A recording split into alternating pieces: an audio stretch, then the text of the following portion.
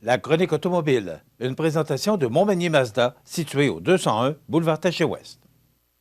Chez Mazda, notre passion pour la conduite se manifeste par notre recherche de la perfection, en offrant des véhicules sophistiqués, exaltants, polyvalents et agréables à conduire. Venez rencontrer les conseillers chez Montmagny Mazda ou visitez le montmagnymazda.com. Je vous souhaite la bienvenue à cette autre chronique automobile présentée par Montmagny Mazda, au 201 boulevard Taché-Ouest, Montmagny. Et c'est notre chroniqueur, c'est notre directeur général des ventes chez Montmagny Mazda, Henri Perron. Bonjour. Hey, bonjour, Michel. Comment ça va? Ça va bien. On va aujourd'hui parler de quelque chose qui va intéresser beaucoup de monde.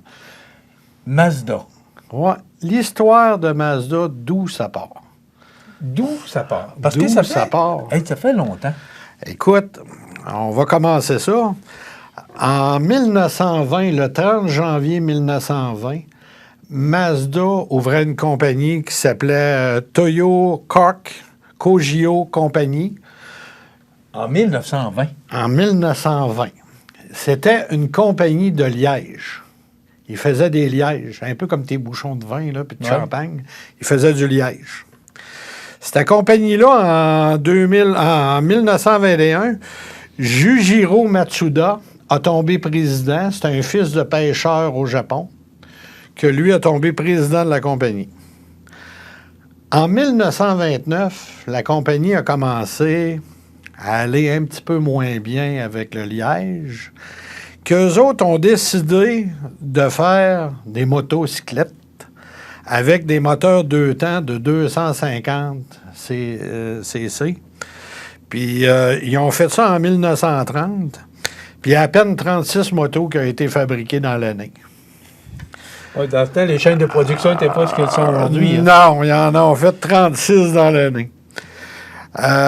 Ils en ont vendu 66 exemplaires en 1931. Puis c'est là que le Mazda Go a devenu un genre de petit camion 3 roues.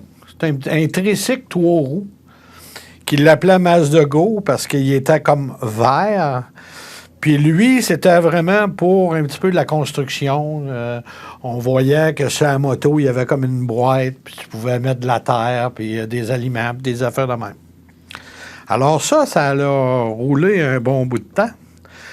Le 6 août 1945, malheureusement, à Hiroshima, il y a une bombe qui a tombé, qui était les Américains qui ont envoyé la bombe, qui était la même journée de la fête de Jujiro Matsuda.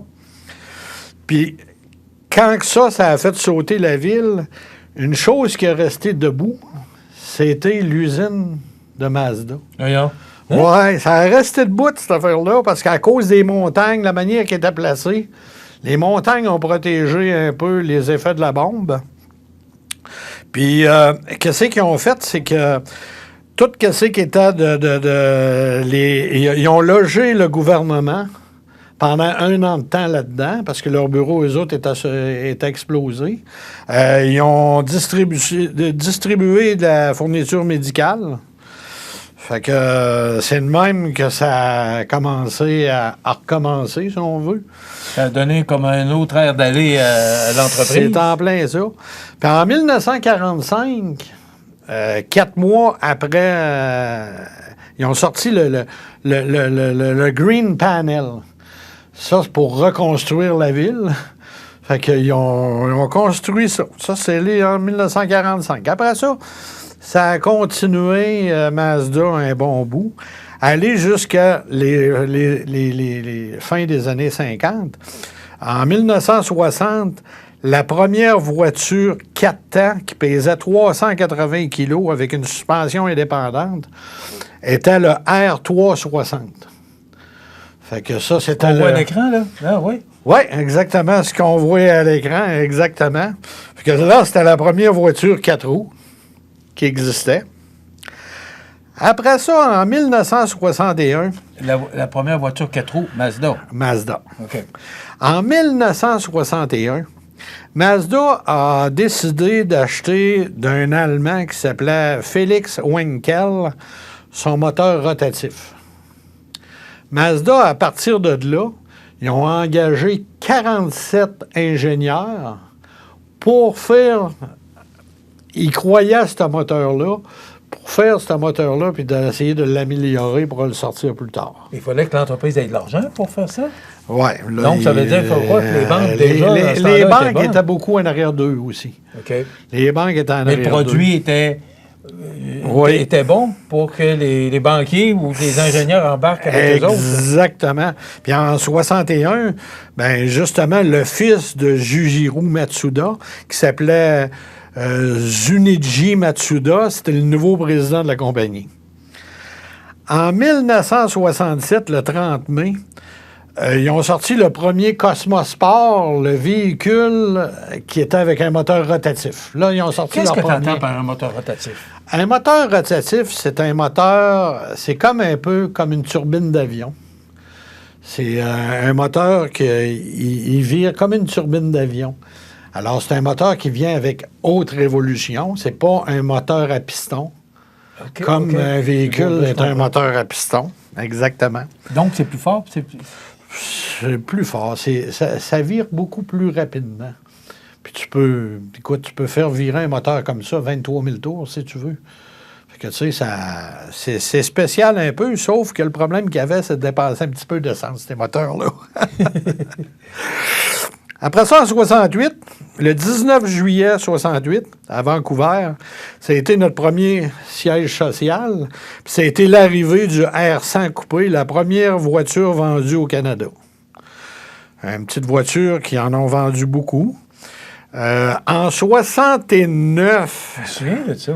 Ouais, après ça, ils ont sorti la série B, des petites camionnettes en 69 qui ont arrivé sur le marché. Fait que ça, c'était une affaire qui a été super aimée pendant beaucoup d'années. En 1970, le réseau a grandi, parce que là, ça va commencer à Vancouver, puis là, ben, le réseau a grandi, l'Ontario puis le Québec a commencé à prendre beaucoup, beaucoup de marchés. Parce qu'on le sait que dans ce temps-là, il y avait la crise de pétrole qu'on a eue en 1973. Puis là, Mazda a commencé à lâcher un petit peu le rotatif, puis y aller avec un moteur 4 cylindres comme les autres fabricants. Parce qu'on le sait que quand il est arrivé en 1973, la crise de pétrole, ils ont changé beaucoup les catalyseurs, les moteurs à compression, comme des 427, des affaires de même. Là, ils voulaient les avoir un petit peu plus économiques. En 1977, le GLC, avec le moteur naturellement à 4 cylindres, il s'en est vendu 15 000 avant la fin de la décennie. Fait que c'est une belle réussite de Mazda. Ce petit véhicule-là était très aimé. En 1978, il y a eu le déménagement du siège social qui s'est en allé à Toronto. Puis ils ont sorti aussi le RX-7 première génération avec un moteur de 1.2. Il l'appelait le 12A, le moteur. C'était très sport comme voiture. C'était très sport. C'était un feeling de conduite qui était super agréable. Ils ont tout de suite sorti le 1.3, qui était le moteur 13B, qui était beaucoup plus performant. RX-7 a fait, c'est la première génération quand ils ont sorti ça.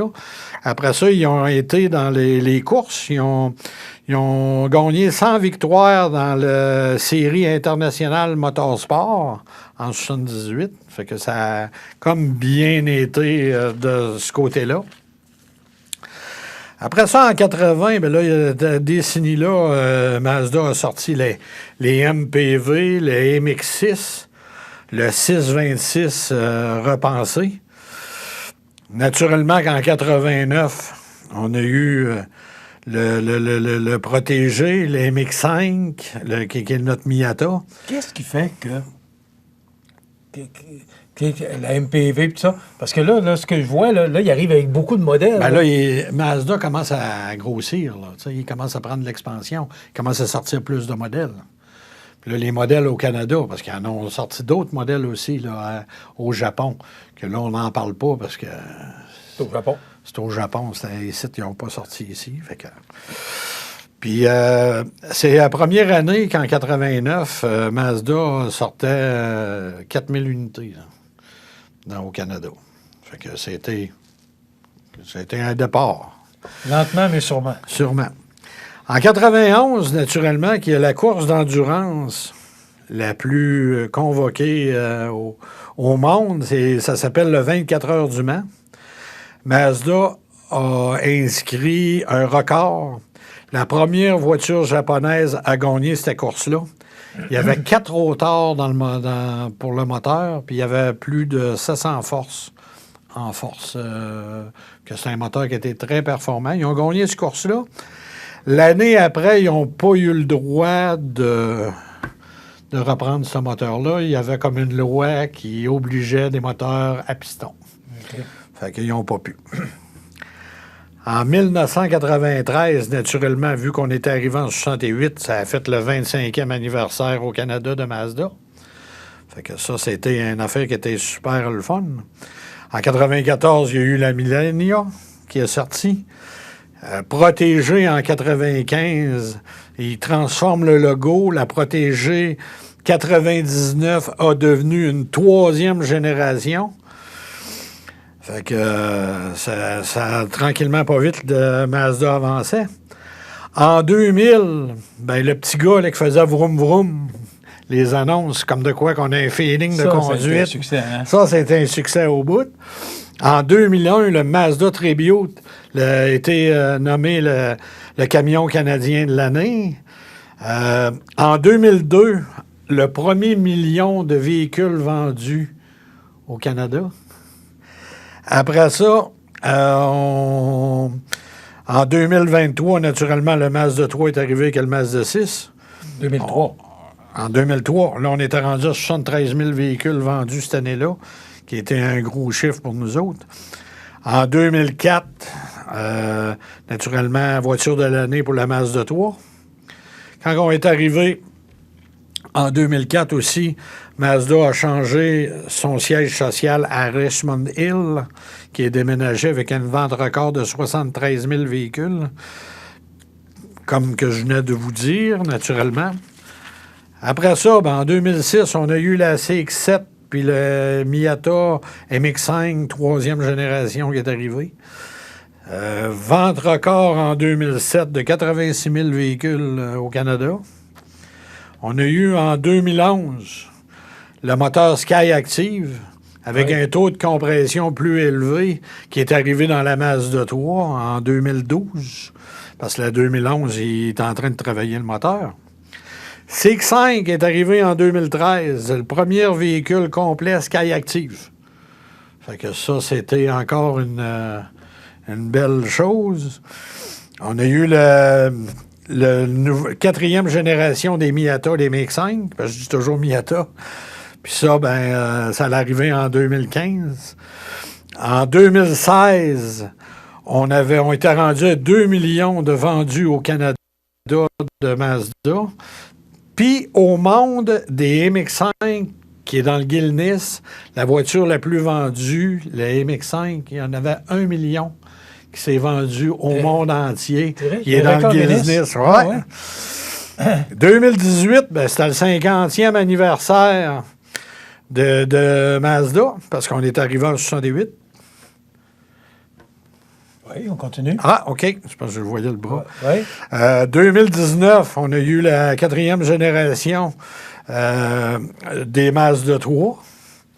En 2020, ça a été le 100e anniversaire parce qu'on le savait que c'était en 1920. CX-30 est arrivé comme le 4e génération en 2020. Première voiture électrique de Mazda, MX-30 en 2020. Puis en 2021, on a sorti le Sky Active Turbo avec 250 HP et 320 livres de torque qui est arrivé dans le marché. Alors... En quelques secondes. C'est déjà terminé, là. Parce que c'est une belle histoire. On s'est dépêché, hein? Ouais. Oui, ben, on aurait pu entrer plus en détail. Là, j'étais parti, j'aurais parlé de... Sky Active, qu'est-ce que ça veut dire exactement? Sky Active, c'est un procédé du véhicule au complet qui est vraiment... que ce soit moteur, le moteur, il y a des taux de compression de 13 à 1 de compression au lieu de 11 à 1 comme les autres fabricants. Les pistons sont comme en tête de volcan pour que les injecteurs à 2900 livres viennent pousser le carburant pour qu'il y ait une belle explosion. C'est un véhicule beaucoup plus propre, beaucoup plus économique que d'autres véhicules. Tout est pensé, que ce soit la carrosserie, que ce soit la transmission qui est plus petite, rapport 6 vitesses. On peut aller loin. Je pourrais quasiment en parler pendant une demi-heure. On pourra peut-être en parler à la prochaine chronique. À la prochaine chronique, on va parler du Sky Active. Oui, on pourra emmener des photos. Puis ça pourrait être très intéressant. C'est toujours très intéressant. Et ça démontre à quel point Mazda, ça existe depuis 1920. J'ai appris ça aujourd'hui. Oui, c'est ça qu'elle fait. Ça veut dire que c'est fiable. Oh oui. Merci beaucoup. Henri Perron, directeur général des ventes chez Montmagny Mazda, 201 boulevard Taché-Ouest, 248-0014, ou encore tout juste à côté du centre d'auto d'occasion Fréchette-Thibault. Alors, et une cour pleine de voitures usagées, donc vous avez le choix. Merci beaucoup, Henri. Hey, merci. On se retrouve dans 2 semaines. Oui. Voilà, ça complète. La chronique automobile, une présentation de Montmagny Mazda, située au 201 boulevard Taché-Ouest.